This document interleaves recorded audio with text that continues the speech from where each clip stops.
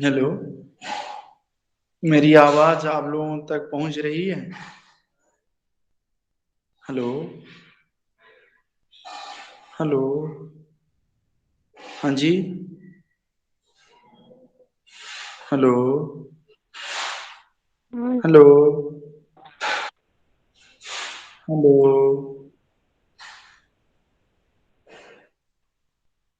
मेरी आवाज आप तक पहुंच रही है? हाँ। कोई तो जवाब दें। हाँ जी सर, पहुंच रही है। ठीक है। एलिना, मुझे ये बताइए कि इस पेपर में आप लोगों का क्या है?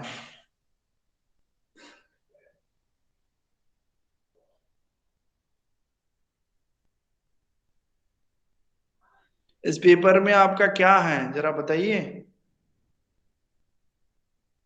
अनम्यूट करके बताइए।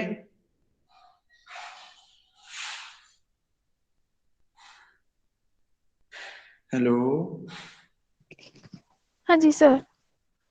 हाँ बताइए, इस पेपर में आप लोगों का क्या है? ये पेपर क्या है? इस पेपर का नाम बताइए। पेपर का नाम है भारतीय काव्य शास्त्र।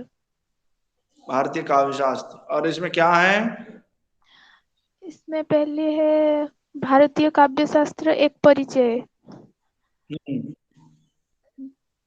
उसके बाद है हिंदी काव्य शास्त्र का विकास, संदर्भ, रीतिकाल। ठीक है, ये इन दोनों पर चर्चा करते हैं, फिर आगे बढ़ेंगे। हाँ जी सर। भारतीय काव्य शास्त्र। तो आप जानते हैं काव्य शास्त्र, शास्त्र क्या है?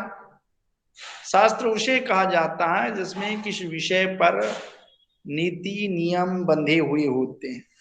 शास्त्र उसे कहा जाता है जिस विषय पर किसी विषय पर एक निश्चित रूपरेखा तैयार कर दी जाती है, उसे शास्त्र कहा जाता है। तो जहां तक भारतीय काव्य शास्त्र का प्रश्न है, भारतीय काव्य शास्त्र, भारतीय काव्य शास्त्र से क्या तात्पर्य है? न भारतीय काव्य शास्त्र निश्चित तौर पर उस विषय को केंद्रित करता है, उस विषय की चर्चा करता है। भारतीय काव्य शास्त्र के इतिहास, भारतीय काव्य शास्त्र की जो रूपरेखा है, भारतीय काव्य शास्त्र का जो इतिहास है, उसको जानने की जरूरत है। भारतीय काव्य शास्त्र में 6 संप्रदाय होते हैं। काव्य शास्त्र की क्या जरूरत है?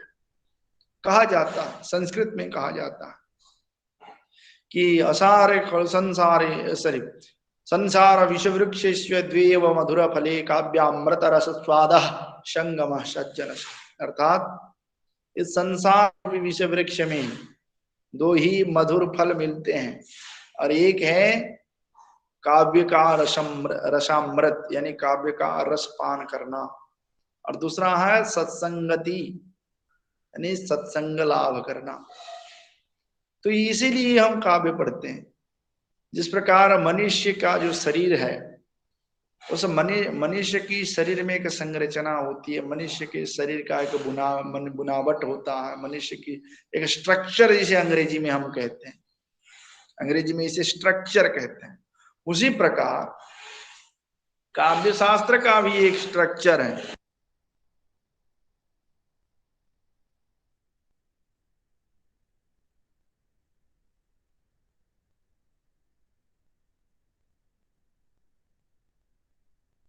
तो भारतीय काव्य शास्त्र में जो है, तो भारतीय काव्य शास्त्र की जब बात करते हैं तो उसमें हम देखते हैं 6 संप्रदाय हैं।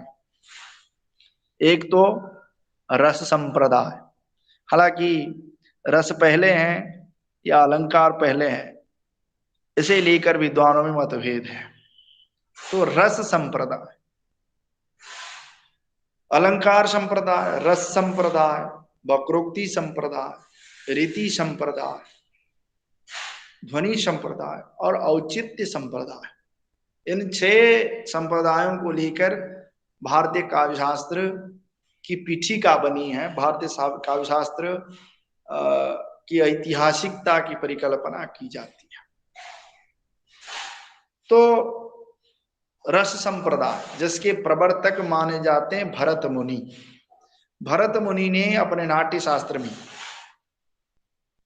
साहित्य की परिभाषा देते हुए, काव्य की परिभाषा देते हुए लिखा है। क्या लिखा? कहा कि संख्यपाद किमिष्टार्थ विवच्छिन्ना पदावली काव्यास्फुरद अलंकार गुणवोतु सवर्जितम।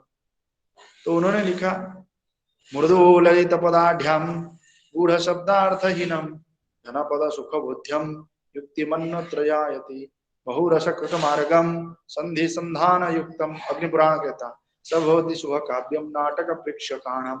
ये नाटक को ऐसा होना चाहिए, उस पर हम नहीं जाएंगे।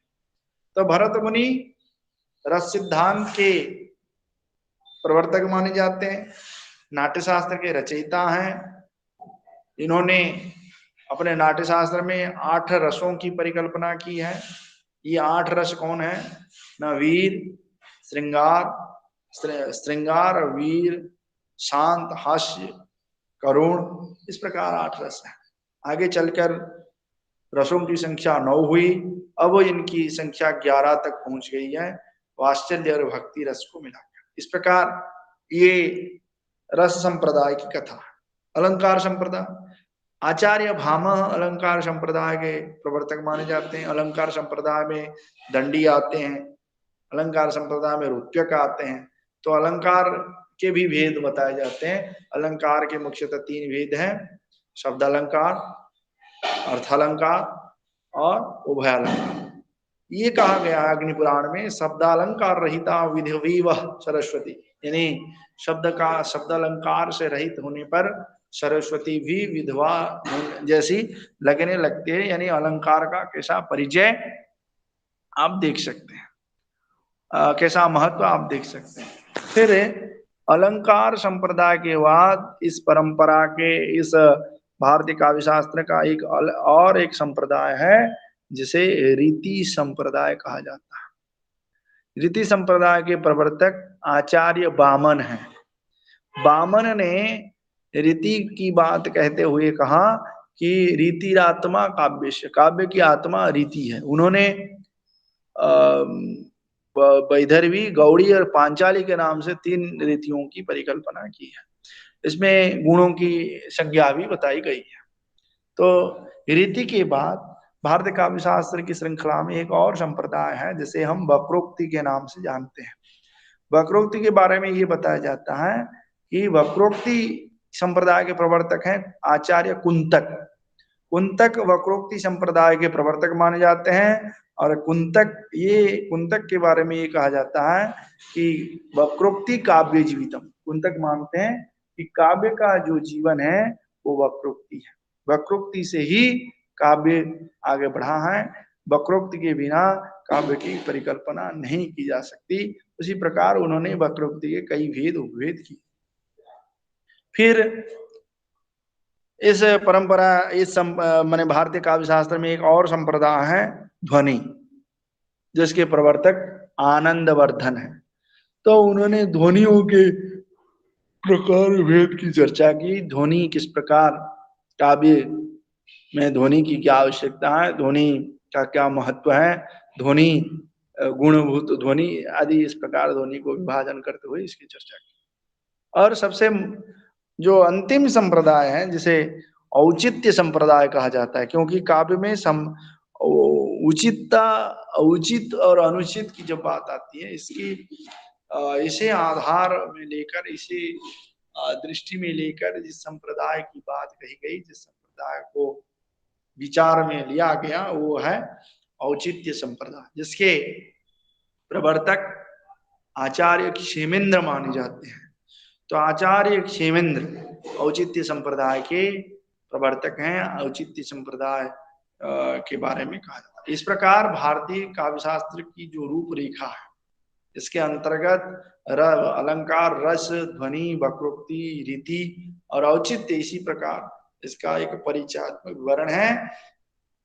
और इन आचार्यों ने भारतीय काव्य शास्त्र की परिकल्पना में, भारतीय काव्य शास्त्र की रूपरेखा बनाने में अपना महत्वपूर्ण योगदान दिया। ये रीति संप्रदाय का अपना विशेष विशेष बातें कही जाती है। तो इस प्रकार आगे जब फिर दूसरा विषय है कि हिंदी रीति काल में काव्य शास्त्र का संबंध है। एलिना यही है ना, क्या है सेकंड? हाँ जी सर, यही है। क्या है जरा पढ़ लो एक और बार। हिंदी काव्य शास्त्र का विकास, संदर्भ रीतिकाल। हिंदी काव्य शास्त्र का विकास, देखिए रीतिकाल, रीति, देखिए हिंदी साहित्य के इतिहास की जब हम चर्चा करते हैं तो इसे अभी अभी हमने बताया था क्लास 5 यानी पेपर 5 में, हिंदी साहित्य के इतिहास को 4 कालखंड में विभाजित किया जाता है। आदिकाल, भक्तिकाल, रीतिकाल और आधुनिक काल। इसका समय भी आचार्य शुक्ल ने निर्धारित किया है। आदिकाल का समय 1050 से लेकर 1375 तक है। भक्ति काल का समय संवत 1375 से लेकर 1700 तक है। और रीतिकाल का समय 1700 से लेकर 1900 तक माना जाता है। तो जब हम बात रीतिकाल की करते हैं तो रीति काल में हिंदी काव्य शास्त्र का कैसा विकास होता है वही देखेंगे। ये रीतिकाल के नामकरण को लेकर भी विद्वानों में मतभेद है। आचार्य शुक्ल इसे रीतिकाल कहते हैं और रमाशंकर शुक्ल इसे कलाकाल कहते हैं। मिश्र बंधु इसे अलंकृत काल कहते हैं।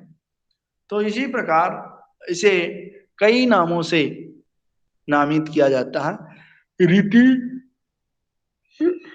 एक प्रकार की शैली है हिंदी काव्य शास्त्र में, यानी हिंदी हिंदी साहित्य में जब काव्य शास्त्र का सूत्रपात हुआ, कला पक्ष को महत्व दिया गया, काव्य बनाने की बातें कही गई, किस प्रकार काव्य का निर्माण होगा, काव्य में कौन कौन से तत्व होंगे, काव्य में उन तत्वों का क्या महत्व होगा।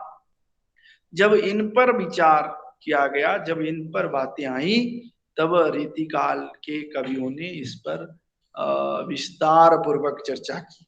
और रीतिकाल की कवियों में इसीलिए 3 धाराएं प्रमुख रही।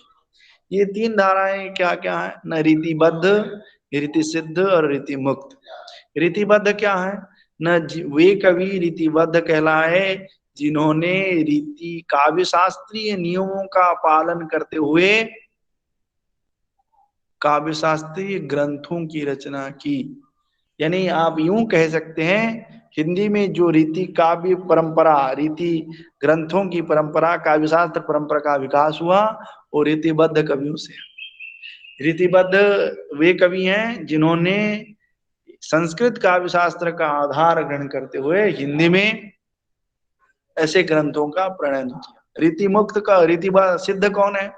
रीति सिद्ध वे कवि हैं जिन कवियों ने संस्कृत के काव्य परंपराओं को तो ग्रहण किया, लेकिन कोई विशेष उसके लिए कोई ग्रंथ नहीं लिखा, बल्कि स्वतंत्र रूप से कविताएं लिखे, उस रीति ग्रंथ रीति नियमों का पालन करते। रीति मुक्त कौन है? वे कवि जिन्होंने न ही कोई काव्य शास्त्रीय नियमों को ग्रहण किया, न ही उसकी परिपाटी में कोई ग्रंथ लिखा, न ही कोई उसी परिपाटी का अनुसरण करते हुए कोई कविता लिखी, वे रीति मुक्त है। तो तक रीतिबद्ध कवियों की बात है। रीतिबद्ध कवियों ने, ये रीतिबद्ध कवि कौन कौन है न? रीतिबद्ध कवि हैं केशवदास, चिंतामणि, पद्माकर, देव, देव और आपके भिखारी दास, ये सब रीतिबद्ध कवि हैं इन्होंने हिंदी में रीति ग्रंथों की रचना की भूमिका, रीति ग्रंथों की रचना के लिए एक पृष्ठभूमि तैयार की। रीति बद्ध कौन है? रीति सिद्ध कौन है? बिहारी, आपने बिहारी को पढ़ा होगा। बिहारी ने किसी एक भी लक्षण ग्रंथों की रचना नहीं की। रीतिबद्ध कवि वे हैं जिन्होंने रीति भारतीय काव्य शास्त्र के नियमों का पालन करते हुए लक्षण ग्रंथों की रचना की, वे रीतिबद्ध कवि हैं। जिस प्रकार केशवदास ने लिखा, चिंतामणि ने लिखा, पद्माकर ने लिखा, देव ने लिखा, कुलपति मिश्र ने लिखा, इन कवियों ने हिंदी काव्य के विकास में अपना योगदान दिया, महत्वपूर्ण योगदान दिया। फिर आगे रीतिबद्ध कवि कौन है? रीतिबद्ध कवि जो है, रीति सिद्ध कवि हैं बिहारी। इन्होंने काव्य शास्त्रीय ग्रंथों का तो अध्ययन किया, लेकिन कोई लक्षण ग्रंथ नहीं लिखा, बल्कि स्वतंत्र रूप से उस उन नियमों का पालन करते हुए हिंदी में स्वतंत्र रूप से रचनाएं की। जैसे आपने बिहारी को पढ़ा होगा, बिहारी के बारे में आप जानते होंगे, बिहारी रीतिकाल के कवि थे। उन्होंने रीति परक यानी जो दोहे लिखे, बिहारी सतसई के नाम से प्रसिद्ध है। उसमें 700 से ऊपर के दोहे हैं, 713 दोहे हैं। इसमें ये बताया जाता है, बिहारी के बारे में ये कहा जाता है कि बिहारी जो है वो उनके जो दोहे हैं, क्या बिहारी के दोहे कुछ नहीं है, बल्कि रस की छोटी छोटी पिचकारियां हैं। बिहारी ये भी कहा जाता है, सतसैया के दोहरे जो नाविक के तीर, देखन में छोटे लागे भाव करी गंभीर। तो भले ही देखने में छोटे लगते हैं, लेकिन इनका प्रभाव बड़ा अचूक होता है। इसके बारे में आप तो फिर तो ये आप ये कह सकते हैं कि बिहारी के संदर्भ में एक और बात भी, रीति सिद्ध रीति मुक्त कवियों के संबंध में हम ये कह सकते हैं कि रीति सिद्ध कवि जो हैं उसमें ये कहा जाता है, रीति सिद्ध कवियों के अंतर्गत ये बातें बताई जाती हैं, ये कही जाती हैं कि इसमें बोधा, घनानंद और आलम ये आते हैं। और ये रीति सिद्ध रीति मुक्त कवि हैं, जिन्होंने रीति कालीन कविताओं को वाणी दी है। तो असल में रीति काव्य के हिंदी में जो काव्य शास्त्र का विकास हुआ, उसमें सर्वाधिक महत्वपूर्ण योगदान रीतिबद्ध कवियों का ही है। रीतिबद्ध कवियों की उंगली पकड़कर हिंदी काव्य शास्त्र आगे बढ़ा। तो ये भारतीय काव्य शास्त्र की परंपरा और हिंदी में रीति काव्य की जो विकास है, इसके बारे में हमने बताई, बातें कही आपको। इसके आगे और क्या है, जरा मुझे सूचित कीजिए।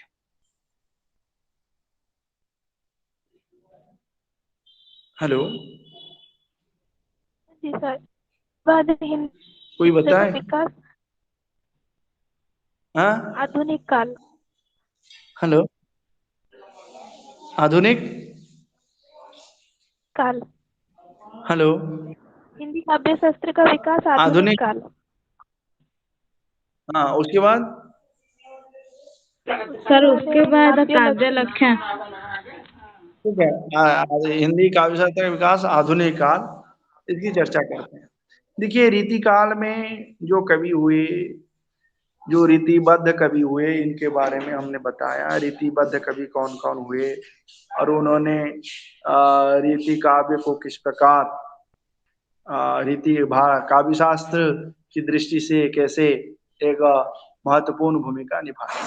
लेकिन उसके बाद जो कवि आते हैं, उसमें आधुनिक काल में जो भारतीय का हिंदी का काव्य शास्त्र का विकास हुआ, इसके बारे में जानने की आवश्यकता है। आधुनिक काल में भारतीय काव्य शास्त्र को दृष्टि देने में जिन विद्वानों ने महत्वपूर्ण भूमिका निभाई, उसमें उनमें भागीरथ मिश्र, रामचंद्र शुक्ल, रसमीमांसा उनकी पुस्तक का नाम है, बहुत जबरदस्त पुस्तक है। और आपके डॉक्टर नागेंद्र, हिंदी रीति काव्य की भूमिका पुस्तक का नाम है।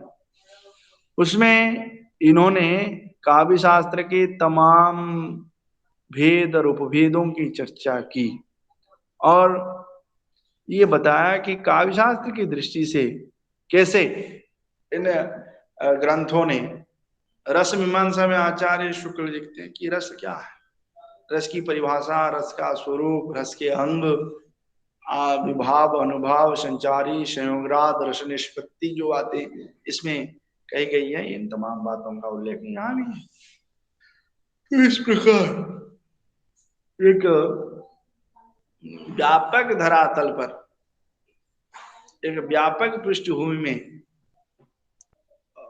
इन बातों का जिक्र हुआ है। और भारतीय इसमें गणपति चंद्रगुप्त, इसमें और भी आते हैं। गणपति चंद्रगुप्त ने भारतीय और पाश्चात्य काव्य शास्त्र तो लिखा, आलोचनात्मक पुस्तक, लेकिन उस पुस्तक में एक और रस की उन्होंने प्रतिष्ठा की, जिसे आप ये कह सकते हैं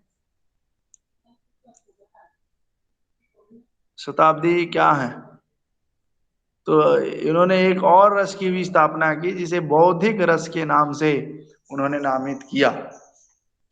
और इस प्रकार उन्होंने आधुनिक काल में भारतीय काव्य शास्त्र की रूपरेखा प्रस्तुत की, और आधुनिक काल में भारतीय काव्य शास्त्र को किस प्रकार एक व्यापक पृष्ठभूमि मिले, इसके लिए उन्होंने अपना मत रखा। इसके आगे क्या है जरा बताइए सर। काव्य लक्षण। काव्य लक्षण,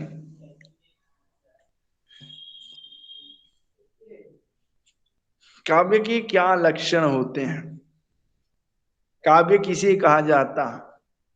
जैसे मनुष्य का लक्षण होता है, घर का लक्षण होता है, साहित्य का लक्षण होता है, आपका हमारा लक्षण होता है, जिस आधार पर हम एक दूसरे को पहचानते हैं, एक दूसरे को जानते हैं, उसी प्रकार काव्य का भी लक्षण होता है।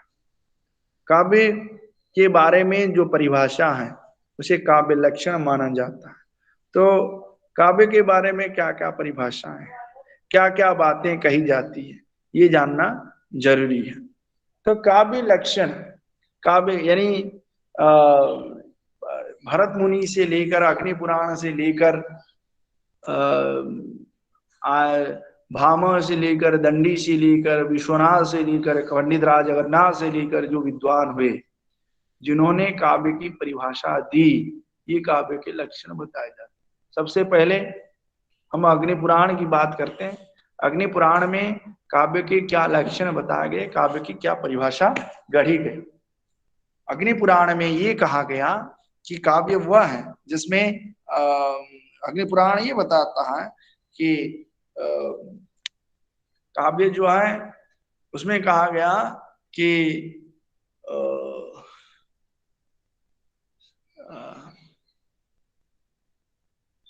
एक मिनट, इसमें काव्य लक्षण के बारे में ये कहा गया कि संक्षेपा बोल रहा हूं, मृदु ललित पदाढ्याम गूढ़ शब्दार्थहीनम जनपद सुखबोध्यम युक्ति मन्नत्रयायति बहुरसकृत मार्गम संधि संधान युक्तम सभवति शुभ काव्यम नाटकम प्रेक्षकाणाम। अर्थात मृद ललित पदाढ्याम यानी जो पद है, जिन पदों की रचना हुई है वह पद मृद हो, मृद ललित पदाढ्याम। गूढ़ शब्दार्थहीनम, उसमें जो शब्द हैं वो गूढ़, उसमें दो अर्थ, दोनों अर्थ वाले शब्द न हो, गूढ़ शब्द से रहित हो, गूढ़ शब्दार्थहीनम। उसमें यानी एक बात कहें तो वो बात हमारी समझ में आ जाए, गूढ़ शब्दार्थहीनम। जनपद सुखबोध्यम यानी लोगों को वो काव्य जो है सुखकर प्रतीत हो। युक्ति मन्नत्रयायत, उसमें कोई उद्देश्य हो, लोगों को संदेश जाए, उसका कोई एक चरम और परम उद्देश्य होना चाहिए। जनपद सुखबोध्यम युक्ति मन्नत्रयायत बहुरसकृत मार्गम, उसमें बहुत सारे रस हो। संधि संधान युक्तम, उसमें संधि संधान हो यानी संधि हो, जो स्थान की काल की जो कहा जाता है, देश काल वातावरण तमाम जो नाटकों के संधि संधि संधान युक्तम सभवति शुभ काव्य, उसे ही शुभ काव्य माना जाता है और उसे ही नाटक कहा जाता है। क्योंकि जिस समय अग्नि पुराण काव्य की परिभाषा या काव्य के लक्षण बता रहे थे, उस समय काव्य से तात्पर्य नाटक ही हुआ करता था, नाटक को ही काव्य बतलाया जाता था। इसीलिए ये कहा गया है कि सभवती शुभ काव्य, उसे ही शुभ काव्य माना जाता है। नाटकम प्रेक्षकाणाम, उसे ही नाटक कहा जाता है, नाटक उसी का ही नाम है। तो फिर आगे भरत मुनि आते हैं। भरत मुनि भी काव्य के लक्षण बताते हैं। भरत मुनि कहते हैं कि संक्षेपाद की मिष्टार्थ विवच्छिन्ना पदावली, ये भामा कहते हैं। ये भरत मुनि कहते हैं कि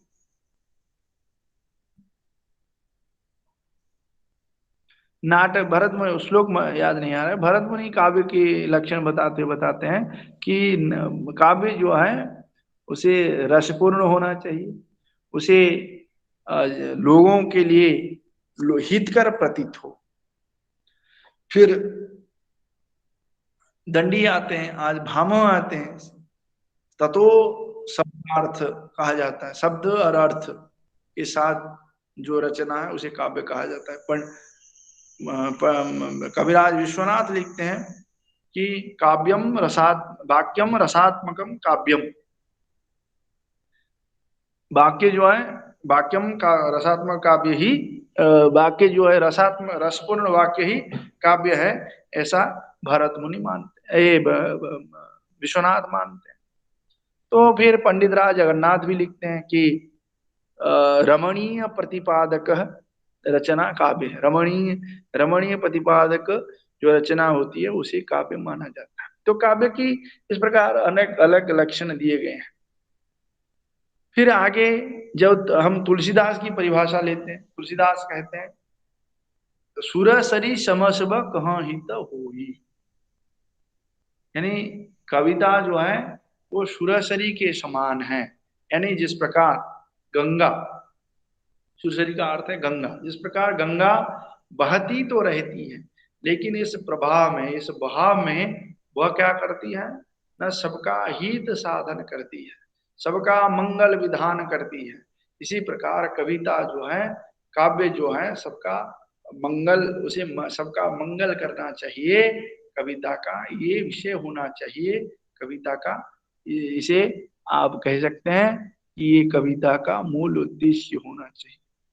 और काव्य के लक्षण बताते हुए विदेशी विद्वान भी लिखते हैं, ये भिखारीदास, ये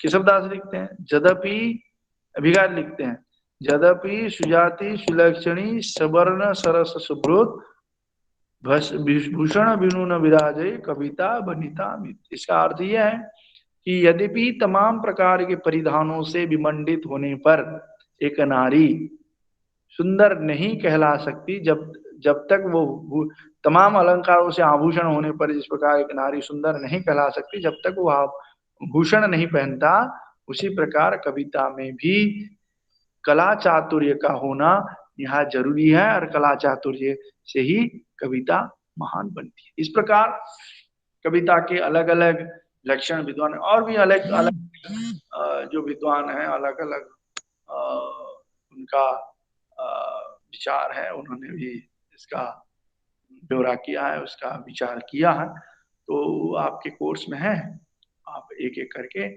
से, क्योंकि ये जो तमाम परिभाषाएं हैं, उन तमाम परिभाषाओं को आपको पढ़ना होगा, उन तमाम लक्षणों को आपको रटना होगा, तब जाकर काव्य शास्त्र संबंध में आपके ज्ञान बढ़ सकते हैं, तब जाकर काव्य शास्त्र आपको आसान लग सकता है। उसके आगे क्या है जरा बताइए। सर, काव्य हेतु एवं काव्य प्रयोजन। देखिए, काव्य प्रयोजन की चर्चा करते हैं। काव्य प्रयोजन से क्या था, काव्य हेतु आप कल पढ़कर आएंगे तब हम उसकी चर्चा करेंगे। काव्य हेतु पढ़ा देते हैं, उसके बाद संवाद करेंगे।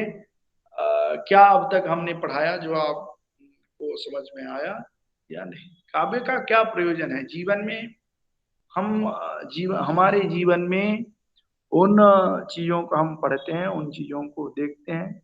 एक ही परिभाषा मम्मट की है, उसी परिभाषा से काव्य के अनेक अलग अलग विद्वानों ने तो अलग अलग रूप से काव्य के जो प्रयोजन है बताए हैं, लेकिन सर्वमान्य जो बातें हैं मम्मट जी की है। तो उसमें ये बताया गया है काव्य का क्या प्रयोजन है, जीवन में काव्य क्यों। प्रयोजन से तात्पर्य है कि किस लिए हम काव्य पढ़ेंगे, इससे हमें क्या फायदा होगा, इससे हमें क्या लाभ मिलेगा, ये तमाम बातें हमारे मन में, हमारे जहन में होती रहती है अक्सर। इसी को लेकर हम सोचते हैं कि काव्य के प्रयोजन क्या है। मम्मट लिखते हैं, धर्मार्थ काम मोक्षेषु विचक्षणा कला शुच कीर्ति प्रतिकीर्ति च साधु काव्यम। ये सॉरी, ये जो है इसकी परिभाषा है, उसमें जो काव्य प्रयोजन है उसमें ये कहा गया है कि धर्म अर्थ काम मोक्ष,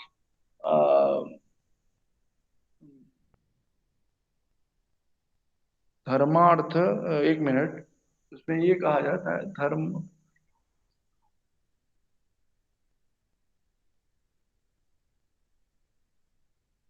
काव्यम यशसार्थ कृते व्यवहार विदे शिवेत्तरक्षतये सद्य परिनिवृते कांता सम्मति तयोपति सयुजे। इसका क्या अर्थ है, इसको समझ जाइए तो काव्य के प्रयोजन समझ में आ जाएंगे।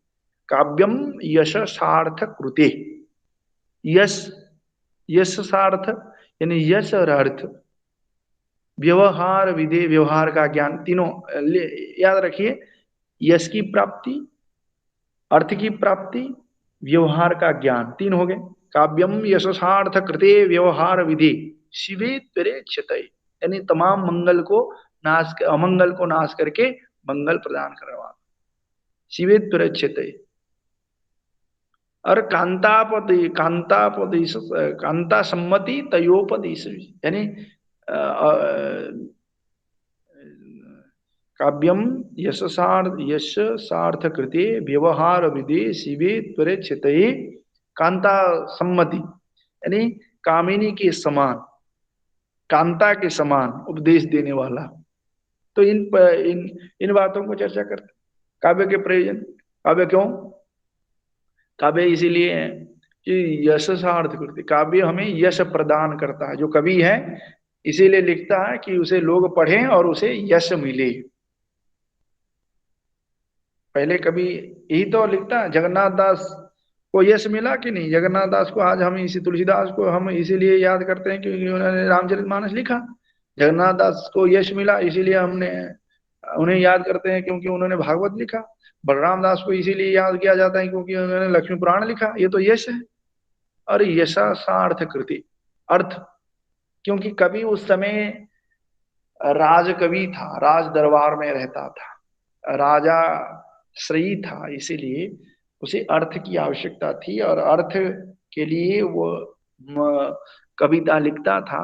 और राजा की चाह के अनुसार राजा जिस प्रकार चाहते थे उस प्रकार की कविता लिखता था। आज भी जो अच्छे कवि हैं उनकी किताबें बिकती हैं, उससे उन्हें पैसा मिलता है। यशार्थ कृते व्यवहार विधि, यानी व्यवहार का ज्ञान होता, यानी व्यवहार का ज्ञान देता है, किस प्रकार कैसा हमें क्या क्या करना है, क्या उचित है क्या अनुचित है, क्या करणीय है क्या वर्जनीय है, ये बताता है व्यवहार विधि।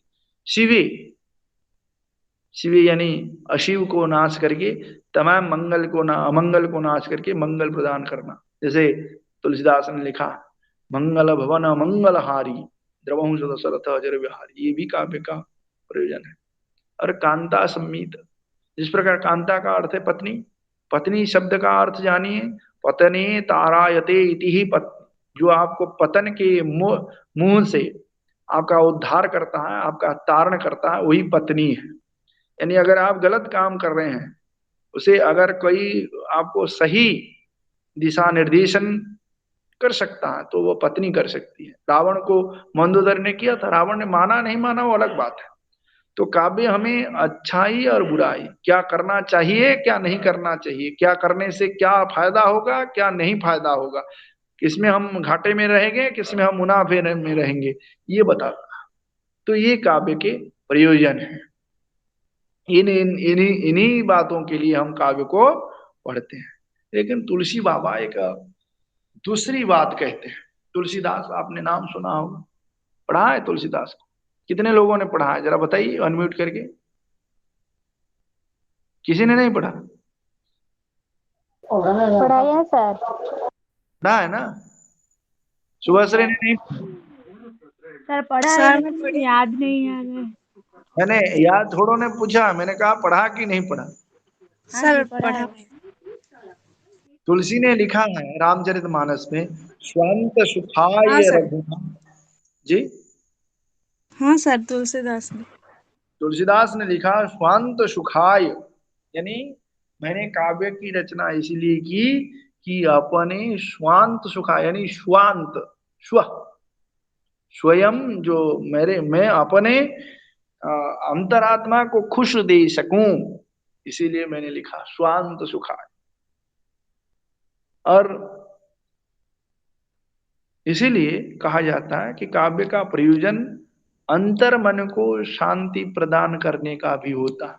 हमारी जो अंतर मन की वृत्ति है उसे एक सही दिशा मिले, उसे एक आत्मिक चिंतन मिले, उसे महत्वपूर्ण चीजें प्राप्त हो, यानी अंतरात्मा को शांति मिले, ये भी काव्य का प्रयोजन है। काव्य इसीलिए, क्योंकि ये केवल पैसे के लिए, यश के लिए नहीं लिखा जाता, स्वयं शांति के लिए। तुलसी ने जब रामचरितमानस लिखा, उन्हें शांति मिली, राम का वर्णन किया।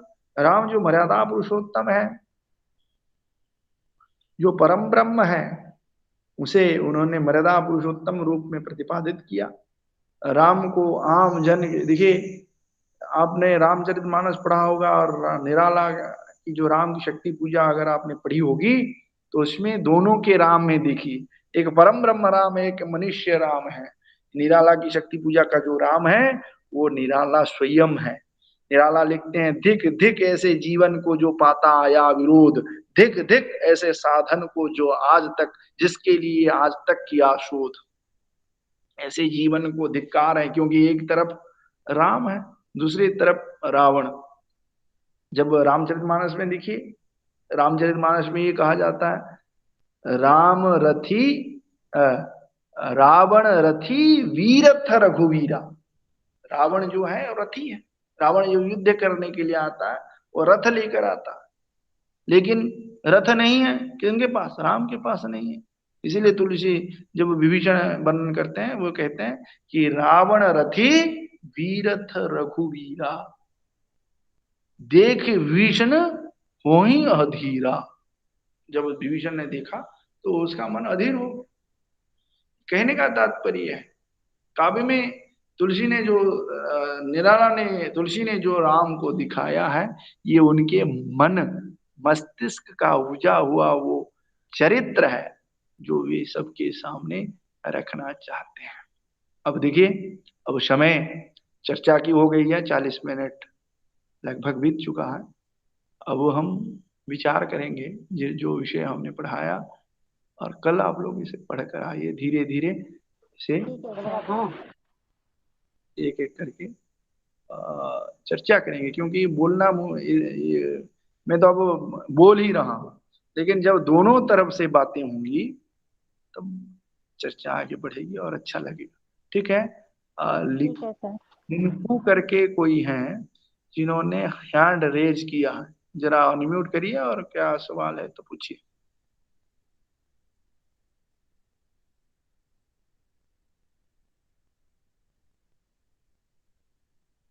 कुछ है सवाल?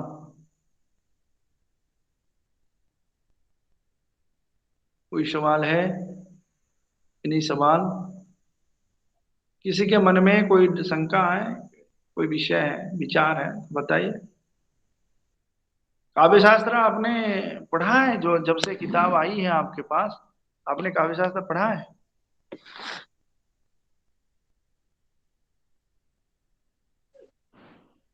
सर हाँ। बिप बिप बिप दीप-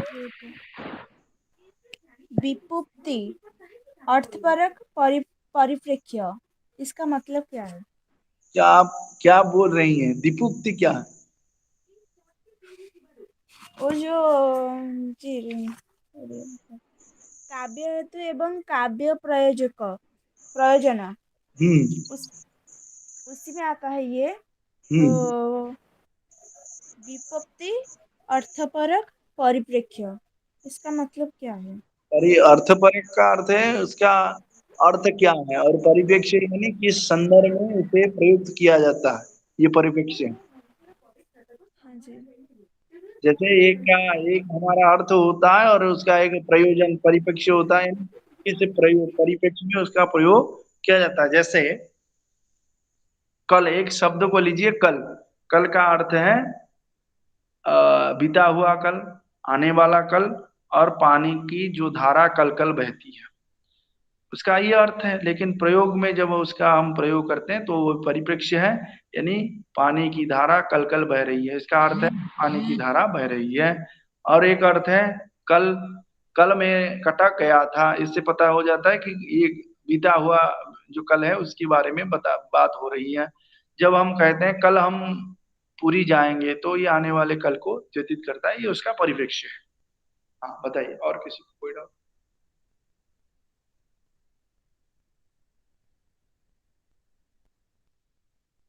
किसी को?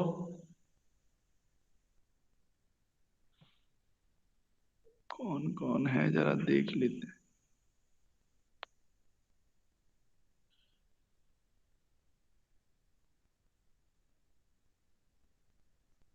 एलिना और शुभश्री भी है। अच्छा, किसी को कोई कुछ पूछना है तो पूछिए।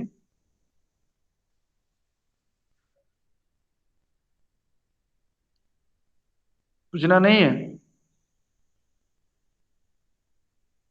तनुश्रिया, सर। कल आप पढ़कर आएंगी? ठीक है सर। शुभश्री, हाँ सर। आप कहाँ की हैं? सर मैं बरगढ़ से। बरगढ़ में तो बरगढ़ वालों को तो पढ़कर आना चाहिए, हाँ सर। लेकिन पढ़ा नहीं, हाँ सर बोलने से क्या होता है? पढ़कर आना कल। हाँ सर ठीक है। एलिना, हाँ सर। आप कहाँ की हैं? मैं बालेश्वर की हूँ। बालेश्वर के कहाँ? प्रॉपर बालेश्वर की हैं? नहीं, खंता बड़ा। ठीक है, आपको पढ़कर आना चाहिए। अगर आपने इग्नो में क्लास की, आप इग्नो में क्लास करनी है तो अच्छा, ये, जी जी, कल पढ़ के आऊंगी। ठीक। जितने लोग हैं, अच्छा है। आपके 7 पेपर में क्या है, अब इसके बाद 7th है आप लोगों के साथ मेरा, यही दशा होगी, आप बिना पढ़े ही हाजिर होंगे। क्या कर सकते हैं, ऐसे करेंगे, क्या करेंगे? पढ़कर कल ऐसा ये मुझे बताइए, कल इसमें और कल कितने चैप्टर जा सकता है आगे, आप पढ़कर आइएगा।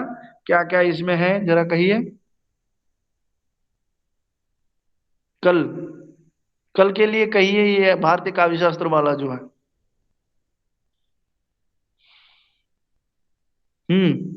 कोई बताए?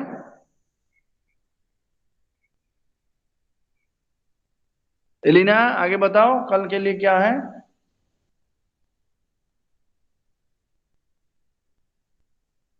हेलो। सर रस निष्पत्ति एवं साधारणीकरण हम्म और क्या? और अलंकार संप्रदाय स्वरूप एवं आयम, और काव्यालंकार स्वरूप एवं प्रकार। ठीक है। हाँ ठीक सर। है, तो ये आप पढ़कर आइए, मुझे आप बताएंगे, उसकी चर्चा हम करेंगे। ऐसा नहीं कि मैं ठीक है। चर्चा करूंगा और ठीक घूमते है रहेंगे। सर। ठीक है सर, पढ़कर आएंगे कल। आप एक एक करके चर्चा करेंगे, जहां मुझे आवश्यकता होगी मैं आपको बताऊंगा। हाँ हाँ सर ठीक है ठीक। सर। जैसे कि मैं आपको दे देता हूँ, काव्य हेतु जो है, काव्य हेतु की चर्चा शुभश्री करेगी। हाँ सर रस ठीक है। रस निष्पत्ति की चर्चा अनुश्रिया करेगी। ठीक है सर, ठीक है। की चर्चा एलिना करेगी, और सदाशिव के नाम से जो है उसका, तो आप इसकी क्या करेंगी, क्या है, और फिर आगे अलंकार, अलंकार के स्वरूप की चर्चा करेगी, और उसमें जो विचार आएंगे, जो बातें आएंगी, इस पर हम चर्चा करेंगे। काव्य अलंकार के क्या प्रकार हैं, इसकी आप चर्चा करेंगी। फिर जो है आप करेंगी, मैं केवल बताऊंगा। ठीक है, मैं पहले तो हाँ बता, सर ठीक है। जो पहले पहली 5-10 मिनट 15 मिनट आधा घंटा का होगा मैं बताऊंगा, उसके बाद चर्चा आप करें, आपको करनी है विस्तार से। जो विषय हमने दिया है उन तमाम मुद्दों पर चर्चा जो है आपको- ठीक है। सर ठीक है मेरा सर। विषय क्या है? दूसरे नहीं सर, एलिना। एलिना साधारणीकरण, हाँ जी सर। सर मेरा विषय क्या है? काव्य हेतु स्वस्थ काव्य हेतु कहाँ आपको रस, और क्या है, रस क्या है, शुभश्री क्या है? सर रस सिद्धांत। उत्पत्ति। हाँ, रस सिद्धांत आपका है, शुभश्री आपका रस सिद्धांत है। रस सिद्धांत क्या सर मेरा विषय? उसमें क्या, रस की परिभाषा, रस का स्वरूप, रस के अंग, रस सिद्धांत, अवधारणा और आयाम। हाँ आयाम का अर्थ है। हाँ ठीक है sir.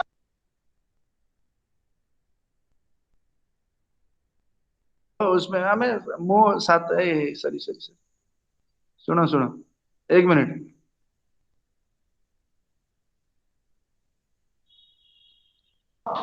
Yes sir.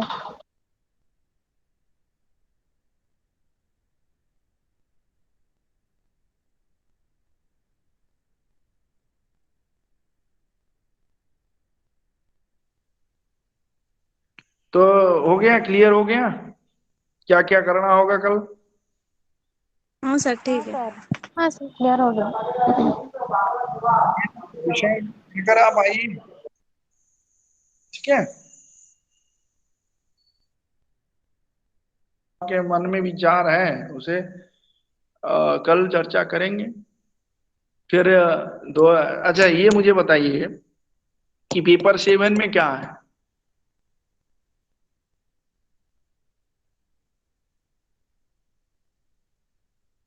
Hello, paper 7, sir पाश्चात्य काव्यशास्त्र। पेपर 7। हाँ जी सर। ठीक, ठीक है, इसके बाद पेपर 7 की चर्चा होगी।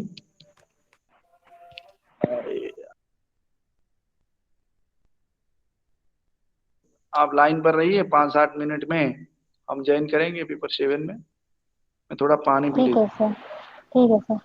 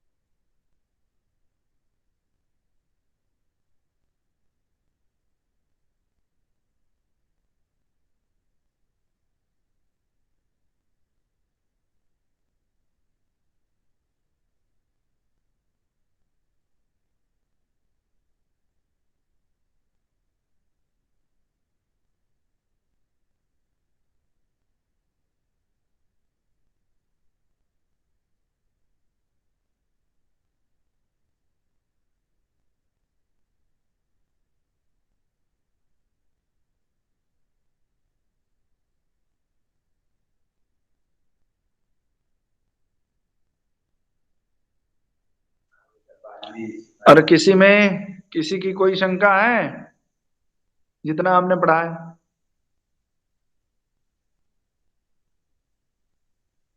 है कोई शंका किसी के मन में?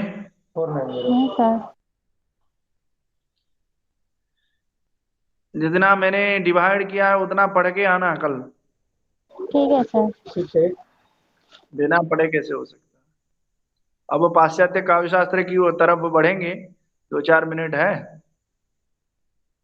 फिर 2-4 मिनट में न्यू लिंग में जाएंगे।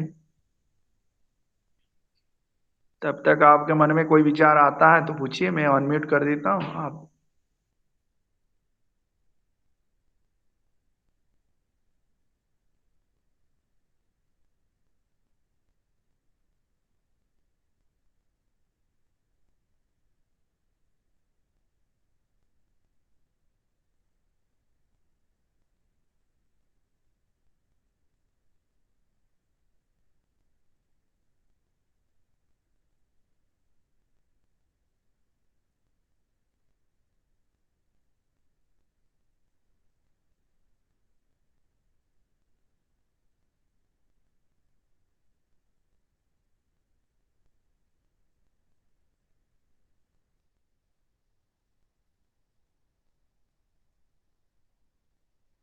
सर सर सर अलंकार संप्रदाय स्वरूप एवं आयाम में उसको पढ़ के और समझ के आपको बताऊंगी। पढ़कर आइए और विस्तार से हम जब कहेंगे, आप कहेंगी तो उस पर हम डिस्कशन करेंगे। ठीक है? हाँ जी सर। हाँ जी सर।